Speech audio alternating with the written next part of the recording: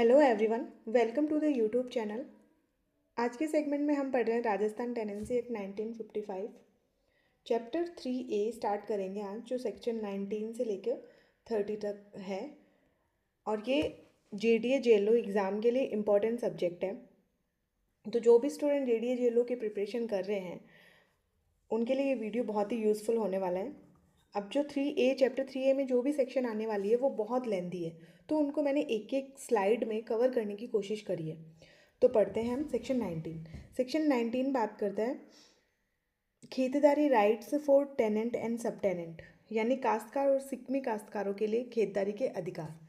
सबसे पहला तो इसमें क्वेश्चन होगा कि खेतदार के लिए पात्र कौन होगा, उसके लिए कौन एलिजिबल है। तो हर वो व्यक्ति जो इस एक्ट के फोर्स के समय पर किसी भी ज़मीन को खुदकाश का काश्तकार या सिकमी काश्तकार के रूप में दर्ज था, तो उसे खातेदारी के अधिकार मिल सकते हैं। तो कौन होगा? A person who was tenant और सब टेनेंट। कब? जब ये एक्ट कमेंसमेंट हुआ था। वेदर नेम इज़ रजिस्टर्ड और नॉट रजिस्टर्ड, वो खेतदार के अधिकार उसको सारे मिलेंगे, लेकिन वो अधिकार मिलेंगे सब्जेक्ट टू लैंड लिमिट्स। यानी हमने एक पढ़ा था सेलिंग एरिया, डेफिनेशन क्लोज में सेलिंग एरिया वो एरिया होता है जो गवर्नमेंट ने स्पेसिफाई कर रखा है कि एक व्यक्ति के पास में मिनिमम कितनी ज़मीन हो सकती है। तो land must be within prescribed minimum और maximum limits as per selling area under section 130, ये होना चाहिए। फिर लेकिन इसमें कुछ एक्सेप्शन दे रखे हैं कि ये अधिकार अगर कोई व्यक्ति सेक्शन 45 और 46 में अगर विडो है या माइनर है या मेंटली डिसेबल है, तो ऐसे व्यक्तियों को वो अधिकार किसी और को, उनके जगह पे किसी और को ट्रांसफ़र किए जा सकते हैं। या फिर कोई 15A या 15B में आ रहे हैं, हमने पढ़ा था इंदिरा गांधी कैनल वाला, चंबल कैनल वाला। अगर कोई भी प्रोविज़न है जिस पे स्टेट ने कंट्रोल कर रखा है, तो उनको भी ये अधिकार नहीं मिलेंगे, खेतदारी के अधिकार नहीं मिलेंगे। और एक, इफ़ पर्सन है सरेंडर द लैंड, अगर कोई व्यक्ति अपनी लैंड को छोड़ चुका है तो उसको भी, या फिर उसको इजेक्ट कर दिया गया है, तो भी उसे ये अधिकार नहीं मिलेंगे। अगर किसी काश्तकार का नाम रिकॉर्ड में नहीं है तो वो 2 वर्ष के भीतर 50 पैसे की कोर्ट फीस के साथ कलेक्टर को आवेदन करेगा। और खेतेदार बनने के लिए काश्तकार को भूस्वामी को मुआवजा देना जरूरी है। अगर वो असिंचित भूमि है तो रेंट का 15 गुना, और अगर वो सिंचित भूमि है तो 20 गुना। खातेदारी अधिकारों का हस्तांतरण और भूमि पर किए गए सुधारों के लिए दिया जाता है। तो ये सेक्शन, अब जो सेक्शन चल रहे हैं वो सारे कंपनसेशन वाले ही सेक्शन चल रहे हैं 3A में। तो अब जो सेक्शन इसके बाद जो सेक्शन 21 है, 21 और 22 जो है वो है ओमिटेड है, तो ये हमें नहीं पढ़ने हैं। और इसके बाद सेक्शन 23 पढ़ना है कि ये जो अमाउंट कंपनसेशन दिया है इसकी कैलकुलेशन कैसे करेंगे। तो सेक्शन 23 बात करता है कंपनसेशन फॉर खातेदारी राइट्स। खातेदारी राइट्स के लिए कंपनसेशन की कैलकुलेशन कैसे की जाएगी, मोस्टली ये उसके ऊपर है। जो हम सारे सेक्शन में कंपनसेशन की बात कर रहे हैं, तो वो कैलकुलेशन कैसे की जाएगी उसकी बात करता है ये सेक्शन। तो कौन एलिजिबल होगा? वही लैंड होल्डर की बात हो रही है, टेनेंट से या फिर सब टेनेंट जो अब क्या बन गया, खुद कास्ट और खातेदार बन गया है जो, उसके लिए। तो इसमें 2 आधार होंगे, एक तो ज़मीन का प्रकार यानी वो ज़मीन कैसी है, और दूसरा इसका ग्राउंड होगा, उस पर जो लगने वाला रेंट है वो किस आधार पर होता है। तो 2 ग्राउंड पे कि वो लैंड जो है उसका टाइप क्या है, दूसरा रेंट का क्या ग्राउंड होगा, इस पे कैलकुलेशन की जाएगी। देखिए लैंड पे कैसे, कि अगर वो असिंचित भूमि है यानी अनइरिगेटेड लैंड है तो उस पर लगेगा 15 गुना, और अगर वो सिंचित भूमि है, इरिगेटेड लैंड है, तो उस पर लगेगा 20 यानी 20 गुना। ठीक है, ये तो हो गया उस लैंड के आधार पर। अब आ जाता है रेंट के आधार पर। तो इसमें भी दो दो टाइप होंगे, या तो लगेगा कि लास्ट सेटलमेंट कब हुआ था, यानी पिछले बंदोबस्त में क्या रेट लगी थी उस रेट के हिसाब से लगेगा। या अगर मान लो पिछला सेटलमेंट ऐसा था जिसमें कोई रेंट इतना डिसाइड हुआ ही नहीं या कुछ था नहीं, तो उस ज़मीन के पास वाली जो भूमि है नेबरहुड वाली, उसके हिसाब से हो जाएगा। और सबसे इम्पॉर्टेंट, इसमें ऐसा नहीं है कि सेपरेट कंपनसेशन नहीं दिया जाएगा। सिंचाई के जो भी साधन है, चाहे वो कुछ भी हो, वेल हो, इरिगेशन वर्क हो, कोई कैनाल हो या कुछ भी हो, उसके लिए अलग से नहीं दिया जाएगा। तो दो तरीके से, ये 15 गुना और 20 गुना वाला हमें याद रखना है। और रेंट का कैलकुलेशन लास्ट सेटलमेंट से और लैंड इन द नेबरहुड इस आधार पर होगी। सेक्शन 24 बात करता है कंपनसेशन फॉर इम्प्रूवमेंट्स, यानी सुधारों के लिए मुआवजा। कौन से सुधार? वो सुधार जो लैंडलॉर्ड ने उस जमीन पर जिस पर वो खेती करता था उस पर करवाए हैं। तो कौन करेगा? भूस्वामी द्वारा किया जाएगा, उसके खर्चे पर किए गए सुधार। ठीक है, लेकिन इसमें क्या इंक्लूड नहीं है? इसमें इरिगेशन से रिलेटेड जो भी काम है वो इसमें इंक्लूड नहीं है, जैसे वेल या अदर इरिगेशन वर्क्स जो सेक्शन 23 और 25 में दे रखे हैं। कितना होगा ये कौन डिसाइड करेगा? ये एसडीओ डिसाइड करेगा, सब डिविजनल ऑफिसर डिसाइड करेगा। अब जो अमाउंट है, वैल्यूएशन के लिए फैक्टर क्या होंगे, मूल्य का निर्धारण का आधार क्या होगा? तो इसमें 3 आधार दे रखे हैं। पहला तो जिस समय वो बनाया गया उस समय उसकी कॉस्ट क्या थी, यानी सुधार के निर्माण की लागत, cost of the improvement at the time it was made. दूसरा, अगर ऐसा कोई सुधार किया गया है तो फ्यूचर में वो आने वाले 10 वर्षों में कितना लाभ देगा। मान लीजिए आज अगर कोई कुआं बनवाया है तो वो आने वाले 10 वर्षों में कितना लाभ देगा, उससे फ़ायदा हो रहा है या नुकसान हो रहा है, या फिर अदर प्रिस्क्राइब्ड कोई भी बातें हो सकती है जो अलग से एग्रीमेंट में या लिखी हो तब। तो ये सेक्शन 24, ये बेरेट में बहुत बड़ी बड़ी सेक्शन दे रखी है, लेकिन मैंने इनको एक एक स्लाइड में कंक्लूड करने की कोशिश की है और लास्ट में अपन एमसीक्यू भी कर लेंगे। सेक्शन 25 बात करता है computation of share of compensation in lieu of नाल बट। नल बट या नाल बट हमने पढ़ा था। ये होता है कि जब कोई व्यक्ति किसी दूसरे के खेत में से इरिगेशन के किसी साधन को यूज़ करते हैं, चाहे वो कुआं हो या नल हो, कुछ भी कैनाल हो, तब उसे उसके बदले में रेंट देना पड़ता है जिसका वो यूज़ कर रहा है। तो ये सेक्शन इसीलिए है कि ताकि लैंडलॉर्ड को दो बार बेनिफिट ना मिले। हमने जनरल रूल क्या कहता है कि ज़मीन का जो भी कंपनसेशन देना है वो उस ज़मीन का टाइप क्या है उस पर होगा। हमने सेक्शन 23 में हमने पढ़ा कि दो आधारों पे होता है कि अगर इरिगेटेड है लैंड तो उस पर होगा 20% और अगर अनइरिगेटेड है तो 15%। तो ये सेक्शन ये कहता है कि कुएं और सिंचाई के साधनों के लिए अलग से मुआवजा देने की ज़रूरत नहीं है, क्योंकि ये पहले से ही कैलकुलेशन में ज़्यादा कर लिया। 20% एक्स्ट्रा ही है 15% से। तो जब पहले से ही कैलकुलेशन में इसको इंक्लूड किया तो अलग से देने की ज़रूरत इसमें नहीं है। लेकिन लेकिन फिर भी ये मान लीजिए, एक एक्सेप्शन है इसमें। मान लीजिए ज़मीन की दर को हमने अनइरिगेटेड लैंड के अकॉर्डिंग तय किया, लेकिन बाद में पता चला कि उस ज़मीन में तो सिंचाई के साधन है कुछ ना कुछ, या तो पानी निकला है ज़मीन से या कुछ भी कोई ना कोई साधन है। तो अब जो एसडीओ है वो डिसाइड करेगा कि अब क्या रेट देनी है, 20% देनी है या फिर 15% देनी है, या एक्स्ट्रा जो भी डिसाइडिंग फैक्टर होगा वो एसडीओ डिसाइड करेगा। तो ये सेक्शन है 23, यानी सिंचित दर पर मुआवजा मिलने पर उपयोगी कुओं और सिंचाई के लिए अलग से कोई मुआवजा नहीं दिया गया है। सेक्शन 26 बात करता है कंपोजिशन ऑफ कंपनसेशन, यानी अब हमने 19 से लेकर 25 तक हमने सारे कंपनसेशन की बात करी।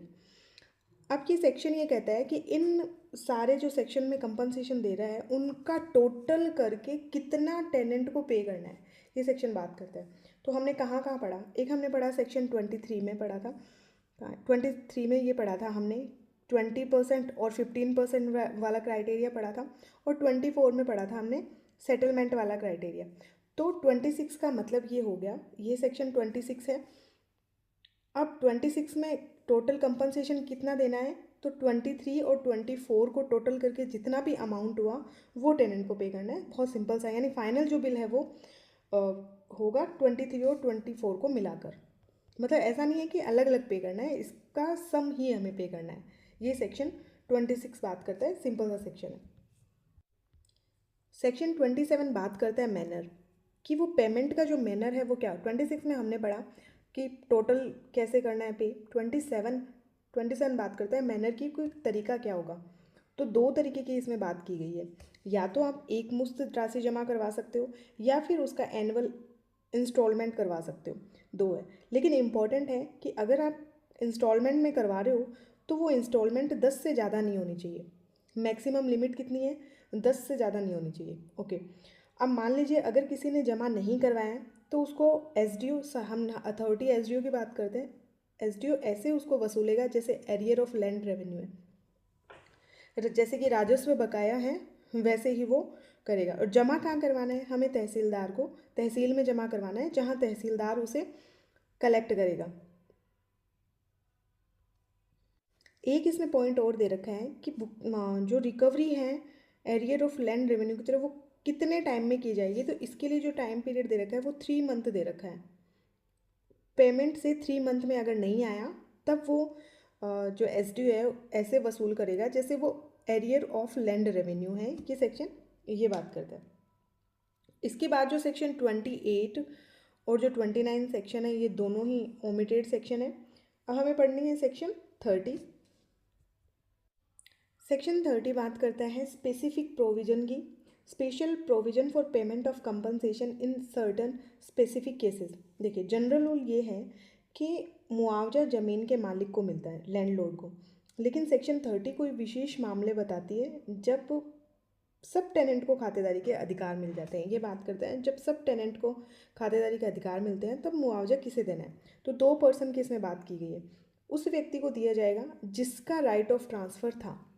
अब जरूरी नहीं है वो लैंड लॉर्ड हो, जिसको ट्रांसफ़र राइट ऑफ ट्रांसफ़र था उसे दिया जाएगा, या फिर जिसने भी उस लैंड पर इम्प्रूवमेंट करवाया है, तो जिस भी पर्सन ने करवाया है इम्प्रूवमेंट उसको दिया जाएगा। ये सेक्शन बात करता है 30। आज का जो लास्ट सेक्शन है वो है 30A। 30A है सेविंग क्लोज। इसमें है कि जो भी एप्लीकेशंस इस एक्ट में पेंडिंग है उनका क्या किया जाएगा। तो उनको सुना नहीं जाएगा, उन्हें रिकॉर्ड में डाल दिया जाएगा, मतलब उससे जो भी सुनवाई है वो बंद कर दी जाएगी। ये सेक्शन 30A बात करते हैं। अब हम कुछ MCQ कर लेते हैं इनके। सेक्शन 20 से रिलेटेड कि सेक्शन 20 में खातेदारी अधिकारों के अर्जन के संबंध में मुआवजे के लिए दावा किसको पेश करना है, यानी जो अथराइज्ड अथॉरिटी है वो किस में है, तो वो कौन हो जाएगा? एसडीओ। ये हमने पढ़ा था, इसमें सेकंड सही हो जाएगा। जो टाइम लिमिट दे रखी है वो कितनी दे रखी है? 4 वर्ष। 4 वर्ष कौन सी? जिस दिन अपॉइंट हुआ खातेदार, टीनेंट खातेदार बना उस दिन से, या फिर दूसरा था जिस दिन डिक्लेरेशन हुई उस दिन से 4 साल। ये हमने पढ़ा था कि एसडीओ को नोटिस भेजे जाने के बाद टेनेंट को आपत्ति दर्ज कराने के लिए कितना टाइम मिलता है? कितना टाइम मिलता है? 30 डेज हमने पढ़ा अभी। सेक्शन 20 के तहत मुआवजे का दावा पेश करते समय आवेदक को क्या प्रस्तुत करना होगा? दावे का विस्तृत वर्णन और निर्धारित प्रपत्र। यदि मुआवजा धारा 19(2) के तहत किसी घोषणा पर आधारित है तो 4 वर्ष के समय सीमा कब से गिनी जाएगी? घोषणा की तारीख से। ये दोनों ही उसमें प्रोविजन दे रखे हैं सेक्शन 20 में। तो लेकिन घोषणा क्या है? तो घोषणा की तारीख से। फिर एसडीओ किन धाराओं का प्रावधानों का पालन करेगा? तो इन सेक्शन का पालन करेगा 23, 24 और 25 का। नेक्स्ट क्वेश्चन है यदि किसी भूमि का लगान पिछले बंदोबस्त में तय नहीं किया गया है तो कैसे तय किया जाएगा? तो एसडीओ क्या करेगा? तो हमने पढ़ा था नेबरिंग जो लैंड होती है उसके अनुसार डिसाइड किया जाएगा। सेक्शन 23 में है लगान दर का निर्धारण किस समय के रिकॉर्ड के आधार पर किया जाएगा? तो 2 उसमें आधार थे, एक तो था लास्ट सेटलमेंट के ग्राउंड पर और दूसरा था कि अगर लास्ट सेटलमेंट नहीं है तो नेबरहुड में जो भी ज़मीन है, लैंड इन नेबरहुड, उसमें किया जाएगा। इसका थर्ड बी हो जाएगा।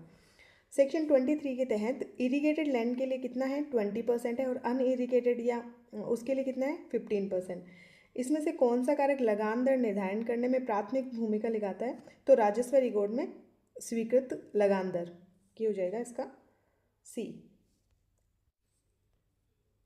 नेक्स्ट क्वेश्चन है इम्प्रूवमेंट के मामले में मुआवजे का निर्धारण करते समय एसडीओ किस अवधि के भविष्य के लाभ को निर्धारण मानेगा? तो हमें पढ़ा था 10 वर्ष। 2 आधार इसमें माने गए थे कि एक तो लागत क्या थी 24 में, कि लागत कब जिस टाइम बनाया गया था उस टाइम लागत क्या थी, और दूसरा था कि आने वाले 10 वर्षों में वो कितना लाभ देगा।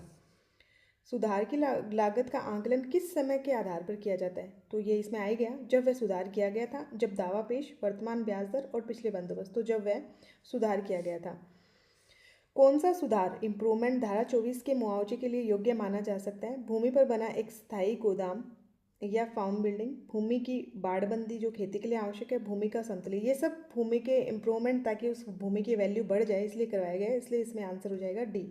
धारा 24 के प्रावधान किस पर लागू नहीं होते हैं? तो ये हमने पढ़ाया था, कुओं और अन्य सिंचित कार्यों पर लागू नहीं होता। क्यों नहीं होता? इसके लिए अलग से सेक्शन भी दे रखा है 25, जिसमें साफ साफ क्लियर कर रखा है कि 20% जब बता दिया है और 15% जब अनइरीगेटेड के लिए बता दिया तो अलग से आपको इरिगेशन के लिए अलग से मुआवजा लेने की आवश्यकता नहीं है।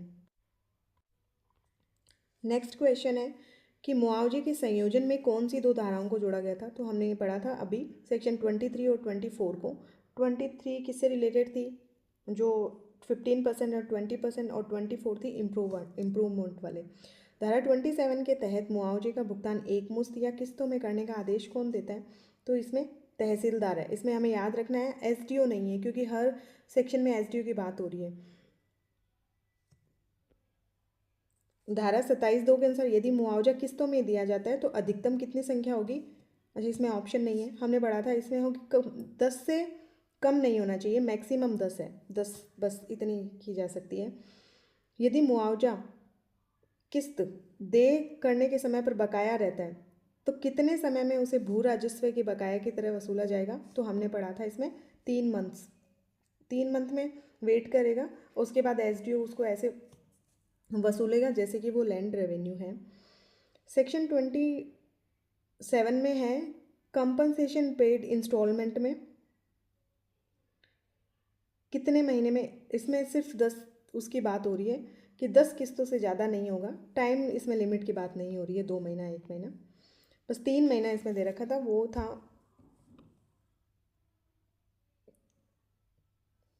ओके। सेक्शन 27 के तहत यदि मुआवजा किस्तों में दिया गया है तो देने का आदेश कब तक होगा? तो आदेश कौन करता है? तो इसमें आदेश कौन करेगा? वसूलना तो वसूलेगा एसडीओ, लेकिन आदेश करेगा तहसीलदार। मुआवजे के रूप में जमा की गई राशि का भुगतान संबंधित व्यक्तियों को कौन करेगा? तो मैं पढ़ा था तहसीलदार करेगा।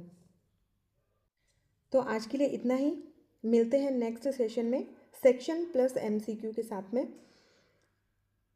Stay tune and keep watching. Thank you so much.